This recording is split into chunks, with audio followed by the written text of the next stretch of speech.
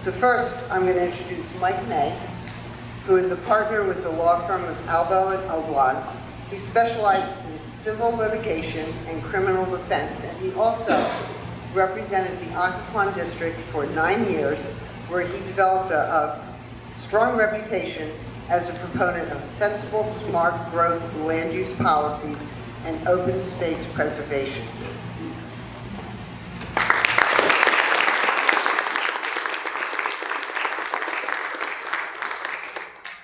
Thank you very much. It's great to be here with you all this evening. And I do want to state at the outset that the Occoquan supervisor that Ms. Hosen referenced was not me. I was not on the board at that time. And every letter to the editor that Kim has ever written about me has generally been positive, I think. So I do appreciate that very much. I see a lot of familiar faces here in the audience, a lot of friends. And it's certainly good to see all of you again. I want to do something at the outset here, just ask a little question. Raise your hand if you've come here this evening with no opinion whatsoever on the Rural Crescent. You're just here to learn something. Is there anybody here? Okay, so we have a couple, and that's good. I know you're here to learn. Mr. Dawson's here to learn. You know, this is a great crowd, and this is a topic over which I think it raises a lot of passion and a lot of opinions and a lot of debate. But one of the things that I really love about the Conservation Alliance and being a part of this organization is that they put on these kinds of programs so that people can come together, people of differing opinions, and we can have a civil discussion, a civil dialogue. And even though we may not at the end of the day agree on every single point, we will have the opportunity to share our views, inform and educate one another. And that's one of the things that really makes this organization great. And frankly, it's one of the things that makes Prince William County, San Manassas Park, if you're from the two cities, great. And so I'm just proud that we're part of that, especially when you see some of the things that are going on with our national politics today. It's great to have a nice civil conversation. Can you agree with me on that? Yeah. Okay, wonderful. Well, as Kim noted at the outset, during my time on the board, which was 9 years until this past year, I generally opposed land use proposals that would have opened the rural area to higher density development. And a lot of times people would ask me, as the Occoquan District Supervisor, which is the eastern end of the county, why you, as somebody who represents one of the more rural areas, one of the development areas, why do you even care about the rural area? It's not even a part of your district. And from my perspective and what I've observed over the years, I think the things that happen in the rural area have a material impact on the Occoquan District, on the Neabsco District, the Coles District, and the Potomac District, and they're just as important to those districts as they are to the folks that are living in the rural area or closer to it. Every land use decision there is important.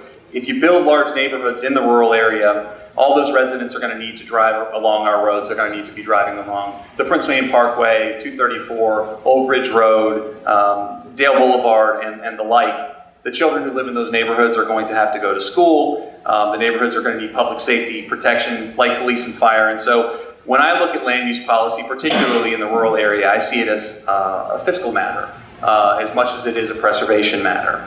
When I ran for supervisor, one of the frustrations I had was with the ever-increasing residential tax bills. And so when I campaigned, and I think when Janine campaigned, and some of the other folks that are on the board and have served on the board campaigned, everybody wanted to talk about keeping taxes low for the residents of Prince William County. And what I saw was that the demand for the increased revenue was directly attributable to the demand for the services coming from new residential development. Now, fortunately, we didn't really see too much of that in the rural area, but even seeing some of it in the development area, we were concerned with the extent to which certain developments weren't paying their fair share in the way of offsetting the impacts that they were bringing to the communities. And so we campaigned on trying to limit residential tax bills, and one of the tools that I advocated was sensible land use policies. We talked about the need to control growth and focus on redevelopment, and I think one of the best tools that we have to do that is the Rural Crescent. I think if we encourage new growth and development in the rural area where the land is cheaper, it's going to be harder to encourage investment in areas that need redevelopment, like Route 1 and other areas. I think that new development in the rural area will increase pressure on existing infrastructure, like roads, schools, and public safety. Now, this is the first year for me in about 9 that I haven't had a direct role in the budget process for Prince William County, as I'm not currently serving on the Board of County Supervisors any longer. But it did, like many here in this room, take some time to observe it from afar, and it was very interesting. And what I saw was some of the same debates that we had year after year. Maybe this one was a little more heated, thanks to Janine's efforts. No, I'm just but it was certainly the same debate that we had year after year, and it's always trying to find the right balance between the need for new services and the ability and willingness of the citizens to pay for those services. And that's what the board struggles with every year. And if you look at what's driving the demand for increased services and increased revenue, it's new development and the infrastructure that has to come as a result of that development. New capital facilities like the libraries in Gainesville and the Potomac District, public safety facilities like the police and fire stations in the Occoquan District, the need for new animal shelter, the police, fire, and staffing plans to increase public safety personnel, and of course, not to mention all the local funds that we've spent over the years building roads, which again is very important for the community, and we've seen in the citizen satisfaction surveys that people appreciate those services, but they're not free. They cost money. And then finally, the demand on our schools. And so all of these are driven by the demand of an increased population.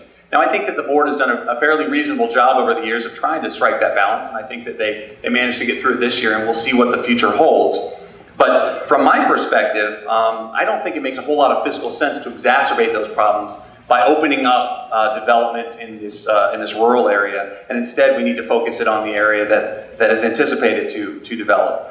Now, as I understand it, Prince William County started zoning in the 1960s, that's before my time, but there have always been boundaries between areas that were planned for development and areas that were planned for lower density development. This had an impact on the development of some of the older areas in eastern Prince William County, including Dale City. The boundaries shifted over time, and as we grew, we try to add new facilities to account for that growth and development. So I talked a little bit about the need for libraries and public safety infrastructure and personnel and the like, and that's been something that's been ongoing over the years. Now, as mentioned, the voters did approve the road bonds over the years because essentially VDOT was not meeting its obligation, or at least in the mind of the citizens, to get people around the community. And so the local taxpayers stepped up and built many roads and then turned them over to VDOT for longer term maintenance. Now, I was not here, and I was talking to my good friend earlier before the meeting about the 1998 Comprehensive Plan update. And as I understand it, and again, I wasn't there, but as I understand it, as I looked at the history of it, it was to establish an urban growth boundary and define the edges between the development area and the rural area. And so when I look at it, it was really more of a fiscal goal to try to manage development and the costs associated with development as opposed to a preservation goal. Now, I think preservation is very important, and certainly when I was on the board, I advocated preservation and setting aside open space for our community and for future generations. But I think as a goal, I think if you're going to measure the value of the rural area and whether or not it's been successful, I think you have to look at the fiscal impacts, and you have to look at what would happen from a fiscal perspective if, in fact, we did open up the rural area to development without making any other changes to the development patterns in the rest of the county. I think that would have a significant cost in the way of infrastructure. I think it would have a significant cost in the way of quality of life for our community. And so the board needs to do what it can to deliver the services to the community in the most efficient, cost-effective manner it can, and I think it can do that through sensible land use policy. And from my perspective, the Rural Crescent makes a lot of sense in that regard and has been a success. Now, maybe there are things that need to be done to strengthen the policy, to improve the policy, and I'm no longer on the board, but it's my understanding the board is going to be taking a look at this in the coming months. And so I would encourage everybody who has an opinion on this, even if you disagree with what I've said, I would encourage you to get involved, to follow the board process, to take advantage of the public comment opportunities so that we can all have a voice as a community as to the future of this important area. And for my 2 cents, again, now as a private citizen, I'd like to see it maintained as it has existed, because I think it's been a valuable tool in managing infrastructure and keeping tax bills as low as possible. So I look forward to the dialogue this evening. I look forward to hearing from the other speakers, and I certainly look forward to your questions and comments, and thank you for the opportunity to be with you this evening.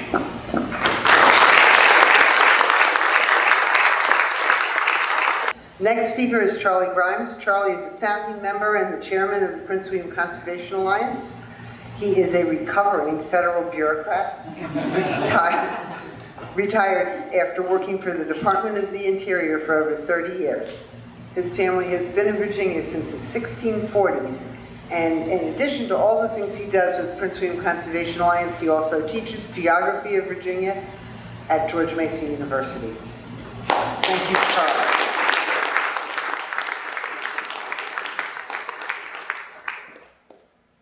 So I've got a PowerPoint, and at some point we'll get the lights showing and you'll be able to see it. It's important for us to understand what are we looking at when we look at the rural area. There's a couple of maps around the room that you can take a chance and take an opportunity to see the boundaries of the rural area. There's a development area, there's a rural area, there is planned development in both. There's the opportunity for growth in both. In fact, in the rural area itself, there's still room for over 3,000 new houses to be built according to our current zoning. The last county build-out analysis was 2014. It reported that year that they had approved 34 houses in the rural area. So if I've got my math right, we got about a century's worth of development available remaining in the rural area. So we have growth opportunities in both zones for Prince William County. So what's driving the desire to change the comprehensive plan? Since the 1960s, we've had zoning that accommodated growth around our sanitary districts in the 1960s. When we ran out of sewage capacity, the state froze the building permits. Then we added sewer capacity and we could add more houses, and then we discovered we didn't have roads, and so we had to pass local bonds in order to fund the roads, and then we didn't have schools, and the schools were overcrowded, so we had to raise property taxes in order to get better schools, and then where are those libraries, and we need something for fire and police, and so before we knew it, we had the concern that we were building to the point where we couldn't afford the property taxes for the citizens. So taking a look at that issue, as Mike talked about, the board decided in 1998 to establish an urban growth boundary because it was going to cost too much to keep developing the same old further to the west. If you plant houses to the west, you got to build roads from the houses in the west to the jobs that are in the urban core. If you plant houses to the west, you've got to provide facilities for those folks. But if you put your houses in the development area, then you can do your public facilities in a much more cost-effective way. So that's why we established the urban growth boundary. Those that are suggesting that we want to change the urban growth boundary, I'm suggesting that their motivations are not preservation of farmland, their motivations are not that they really think that we just need to have more room for growth. I think they're like most of us, they've got a little boat and they want a big boat. And so if you can buy it by the acre and sell it by the square foot, you can plus up from the little boat to the big boat. But maybe that's not really in the interest of the public. There are threats to the rural area. One of the greatest threats, one of the most dangerous organizations on the face of the planet is VDOT. And VDOT has multiple proposals that involve transforming our land use by transforming our transportation. State of Virginia transportation is handled by the state, land use handled by the county, then the state gets to blame the county for allowing too many houses, and the county gets to blame the state for not building the roads fast enough, and so this blame allocation process means no one's held accountable, and let's continue to do the same old, same old. That's why we established the Rural Crescent, to stop the same old, because it was too expensive. So VDOT's proposed the Bi-County Parkway, which was a mechanism that was going to be originally a plus up for economic development at Dulles Airport, getting the trucks back and forth to Dulles Airport.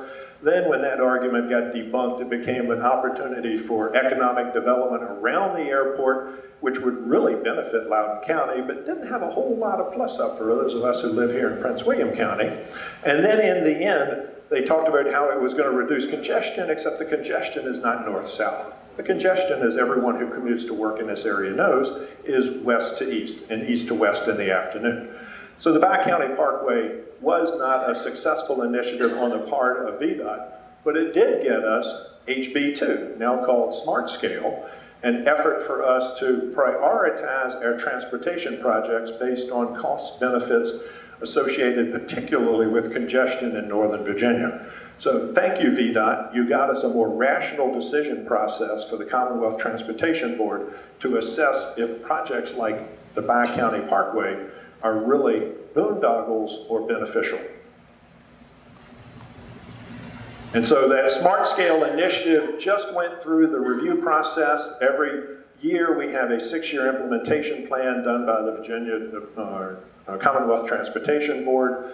and the Bi-County Parkway is no longer being considered by the Commonwealth Transportation Board, but because the Commonwealth Transportation Board established a north-south corridor, a corridor of statewide significance, the risk is always there that the state could bring that project back because the state is not obliged to comply with local planning when it is within a corridor of state significance. So you gotta keep your eyes open and you gotta keep watching, because every year the potential for this to rise from the dead is still there. One of the other projects that's on the list of things we could do is the Buckland Bypass. So let's build a new road through the rural area west of Haymarket. Let's build a 4-lane highway that'll take Route 29 traffic up to Route 55 and up to Interstate 66. And then, guess what? We can have interchanges that might have economic development around the interchanges. So we could justify this project based on the economic development of building this new highway. And so VDOT with state money is coming in with proposals that would transform the land use plan of Prince William County using state money and then breaking through the boundary that we've established for urban growth and creating a greater opportunity for sprawl. Rollins Ford Road, if you're looking at the map, you know that Rollins Ford Road is a 4-lane road that ends on Vent Hill, and on the north end it ends on Linton Hall Road. That's not the end of Rollins Ford Road. Now, we county taxpayers funded Rollins Ford Road by making that a 4-lane highway. But the value of Rollins Ford Road is really the 4-lane Route 215 off to Route 29, and then all those commuters from Fauquier can drive up 29, get off 29, take Vent Hill, go up Rollins Ford. I haven't figured out how we get through that Stonehaven, Brentswood exercise, but there's a dotted line on a map somewhere that will show you how that commuter route can be developed. And on the east side, 4-laning Route 215 from Route 28 to Rollins Ford Road gives the opportunity for all the Culpeper commuters to cut through Prince William County and get to their jobs in the urban core. What does that do for the rural area for us to 4-lane Vent Hill Road? How will that improve air quality of life? That's the question I suggest we be asking. VDOT came back with Transform I-66, so the Heflin Farm. After all of the public review process was completed, VDOT came out and said, oh, and we've decided to move the parking lot for I-66 west into the rural area and plant it on the Heflin Farm. Thank you for growing a farm so we could build a parking lot. So with government money, I-66 was going to be expanded with a new road across I-66, a new parking lot in the rural area, and another opportunity to bust the boundary. So that we're back at it again. You kind of feel like you're playing whack-a-mole when you're dealing with these challenges. But it was another government-proposed project to bust the boundary of the rural area using transportation funding. The power lines are another attempt to come in at the Haymarket area and to transform the community that we all thought we knew we were going to live in. If you play by the rules, if you pay attention to the comprehensive plan, it's been there since 1998. You know what the future is supposed to be. It's the long-range plan that shapes growth in the county, except when it doesn't. So let's just ignore all of the planning and let's build something totally new and different. Let's build power lines. One more threat to our rural area. The latest now is Virginia Railway Express, which is proposing to expand service. I'm all for expanding service in the Virginia Railway Express. There are tremendous opportunities for us to get more trains going back and forth to the urban core and getting people off the highways. But their proposal is not just a transportation proposal, it is a land use speculation project to build 3 stations west of Haymarket, to build 11 miles of double track and triple track to Haymarket, to build a station west of Haymarket on the other side of 15 where you can't have any transit-oriented development benefiting the town of Haymarket, and a rail yard out to the rural area. This is a project that would damage the urban growth boundary, if not bust it completely. It is also a project that would involve spending $200 to $350 million to build this extra infrastructure and cost $9 million a year more to operate this compared to the alternative they've identified, which is to build a station at Godwin Road, north of the current Broad Run station, and put the money into trains going back and forth instead of track going out to the west. So if we invested in trains rather than track, we wouldn't get quite so many passengers off I-66. We wouldn't get quite so many cars off I-66. For $250 to $350 million, we would get 100 extra cars off I-66. Oh, and it's $9 million a year to operate for 100 cars. That's quite a valuable car to be subsidizing to get off I-66. So these are transportation projects that are not congestion relief projects.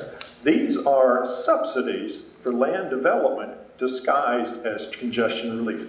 We all hate the congestion. We all hate the traffic, but not every straw needs to be grasped. There's a great alternative to build an end-of-line station at Innovation or build an end-of-line station at Godwin Road, but building VRE to Haymarket is a speculative subsidy for land development. There's also lots of county actions and inactions. We've seen the county make it hard for farmers to put their lands into the use value taxation of ag and forestal districts.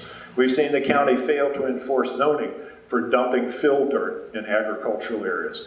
We've seen the county fail to invest in any economic development activities in the county, in clear contrast to Fauquier and Loudoun County, which have thriving economic activity in their rural areas, thanks to wineries, breweries, and other farm activities. We have also seen the county rezone portions of the rural area, little slices at the edge to let sewer into churches, and the big Avondale project on Route 28, which is going to add even more cars going up Route 28. Thank goodness it's not congested through Manassas and up to Fairfax. We can put those extra cars there. That was 12 houses that were going to go there. After rezoning, that was 295 houses. So I think the question we need to be examining is, when the public is considering what is the benefit for the citizens of Prince William County to initiate a comprehensive plan amendment to re-examine the rural area, who is going to benefit from that and who's going to pay? And I think I can tell you I know who's going to pay. Thanks.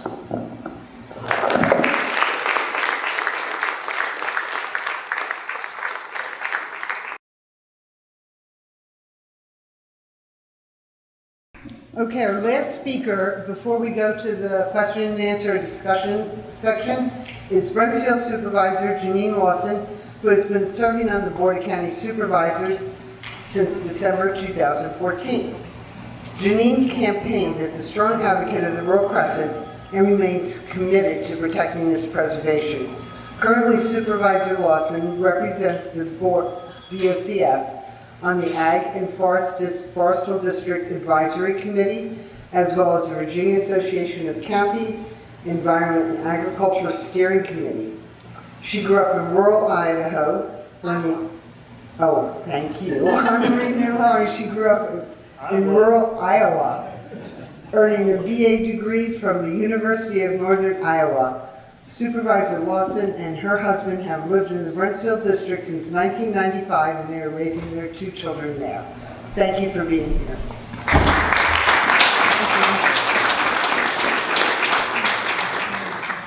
Yeah, I just got back from Iowa. I was there for a family reunion over the weekend. So I was quick to defend Iowa.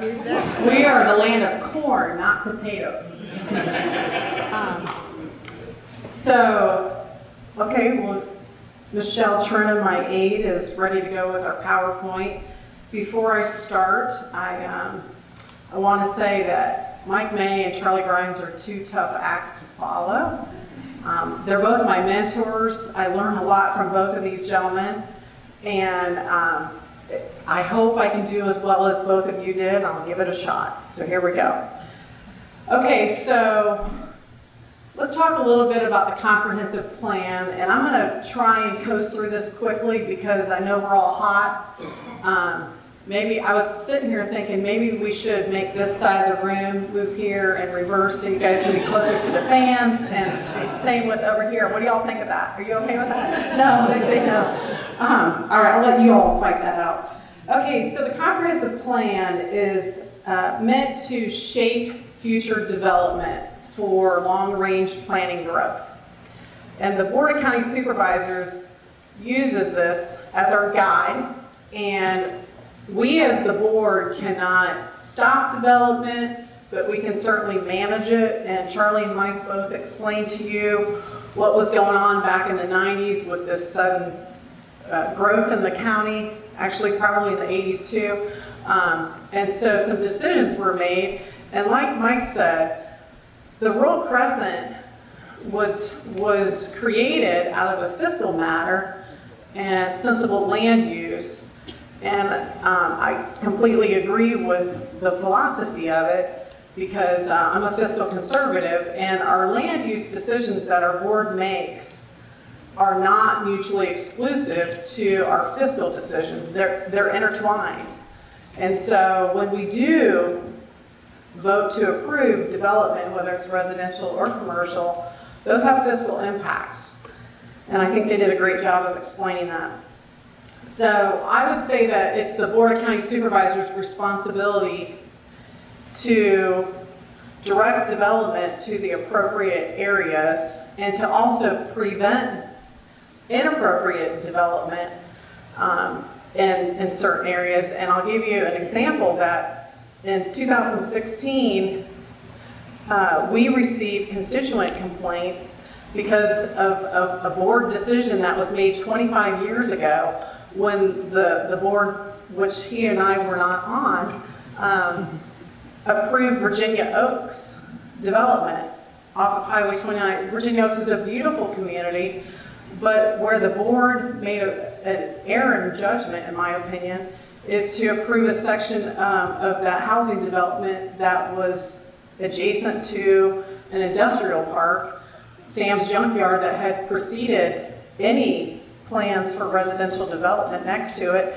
So naturally, when folks buy houses adjacent to an industrial park and they don't like the noise that's coming out of the park, guess who they call? They call Supervisor Lawson, or I'm sure Supervisor Covington before me fielded a lot of those calls.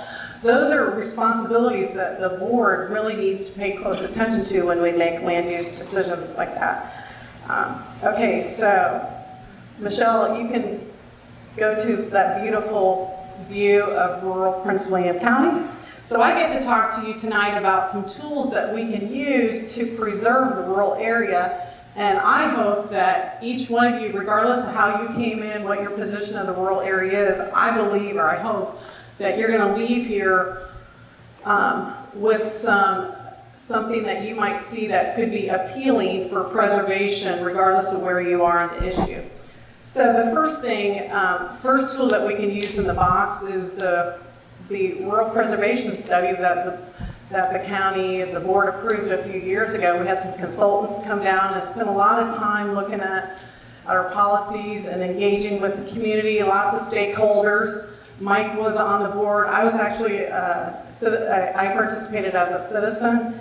And one of the suggestions that they gave the board, which we will consider in a couple months adopting, is to hire a county staff employee that their sole purpose is to promote our agricultural community. And I think, I think that's a great idea, so I certainly support that. And then we've got some slides that are going to show, this is a slide for agritourism. We have an annual, this is tool number 2. Our agritourism and agribusiness need to be promoted more. We need to do a better job, like Loudoun County does, of promoting these assets that we have in the rural area. So we've got our annual farm tour, we've got LaGrange Winery, and I would also say that here we have agribusiness. So we have Yankee Farms, which is, I know they have products like strawberries and pumpkins where you can go out and pick your own. Prince William County is, and I sound probably a little biased when I say this, and I don't mean to be, but we're not going to be, the competitive market for the Iowa corn or Illinois soybeans. We're not going to get there. But we can be competitive on specific crops. I don't know if Tom Truesdale is here, but he has a hydroponic lettuce farm that, could certainly, I don't know who he sells his lettuce to, but I'm thinking of a lot of the farm-to-table restaurants that are becoming more and more popular. That's something we can tap into if we're not already, and promote those. Okay, what's our next slide? We've got the Agricultural and Forest District. So I represent the board on this district advisory committee. And we have landowners who have been approved to go through an application process for the AFD. And once you're approved, your land is approved in this district, it's another layer or a tool or layer of protection. And then following that, and it's really meant to be, and it's allowed by the state, and it's meant to be a protection for working farms and forest land. And following that, we also have another tool known as the Use Value Assessment Program. And this is a great tax incentive for our large landowners, and they have to qualify for it, and the categories are agricultural, horticultural, open space, and forestry. Those are the 4 categories that you have to meet one of them. And because of the tax incentives that we, the county, offer, we, on an annual basis, meaning we, the county, can defer $4.5 million to these landowners, so they have a great tax incentive to enter into that use value assessment program. So again, that's something else that I think, who was it, Charlie, that hit on that maybe we should do a better job of promoting that, and obviously that helps preserve that open space and farmland. Okay, and then another tool in the box is our conservation easements. And this is a farm, it's actually my favorite piece of land in Prince William County is Buckland Farm. Raise your hand if you're familiar with Buckland. So a lot of you are. What a beautiful piece of property off of Vent Hill Road, and it borders with Fauquier County. So conservation easements are legally binding agreements with a landowner and either a land trust or a government agency. And they are obviously meant to preserve that piece of land. And the landowner, by entering into the agreement, forfeits future development rights, but they are oftentimes still able to farm on their land. And I believe that our county needs to do a better job of promoting conservation easements.